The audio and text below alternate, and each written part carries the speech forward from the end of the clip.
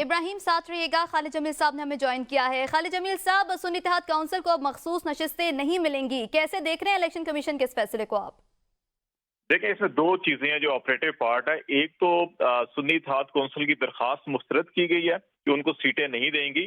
لیکن جو دوسرا ڈیسیژن ہے اس کا پارٹ 2 ہے، اس میں بڑا انٹرسٹنگلی یہ کہا گیا ہے کہ ان سیٹوں کو خالی نہیں رکھا جائے گا،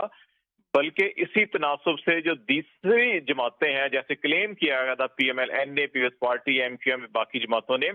تو ان جماعتوں کو یہ نشستیں دی جائیں گی۔ اب یہ بذات خود یہ فیصلہ جو ہے کہ یہ آئین کے منافی ہے۔ آئین میں بڑا واضح طور کے اوپر لکھا ہے کہ جو جماعتیں الیکشن میں کامیاب ہوں گی اور ایوان کے اندر 3 دن جو گزٹ نوٹیفیکیشن ہے اس کے بعد آزاد ارکان جس جماعت میں شامل ہوں گے، اس کے بعد اس جماعت کی عددی اکثریت کا تناسب دیکھا جائے گا اور اس تناسب سے ان کو یہ نشستیں دی جائیں گی۔ اس وقت جو آزاد ارکان 90 کے قریب جو ہیں وہ سنی اتحاد کونسل میں شامل ہوئے ہیں، اس کو نظر انداز کر کے اب یہ جو 26 یا 25 سیٹیں بنیں گی، 23 سیٹیں غالباً ہیں، یہ اب Peoples Party, P M L N اور ایم کیو ایم کو دی جائیں گی، جو بذات خود ایک آئین کی، میرا خیال ہے کہ آئین شکنی کے مترادف اس کو دیکھا جائے گا۔ پی ٹی آئی ڈیفینیٹلی سنی اتحاد کونسل اس فیصلے کے خلاف اس کو چیلنج کریں گے ہائی کورٹ میں اب دیکھیں گے اس کا کیا فیصلہ ہوگا، لیکن یہ الیکشن کمیشن نے بالکل توقع ہی ایسی کی جا رہی تھی، کیونکہ آخری وقت پہ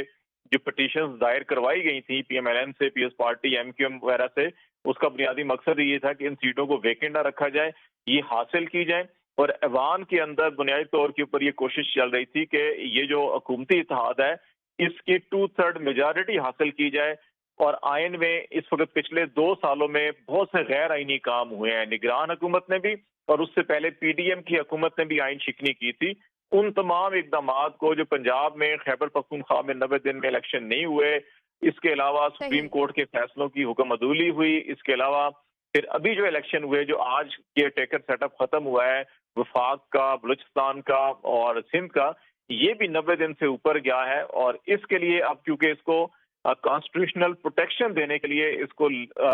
آئین میں ترمیم کرنا ضروری ہے۔ اگر آئین میں ترمیم نہیں ہوگی تو یہ تمام کے تمام جو آئین کے منافی اقدامات ہوئے تھے اس کے اوپر مقدمات بن سکتے تھے، تو یہ ضروری تھا اس پارلیمنٹ میں کہ ایک ایسی عددی اکثریت بنائی جائے جو 2/3 ہو صحیح۔ اور پھر تمام کے تمام لیگل کور لیا جائے۔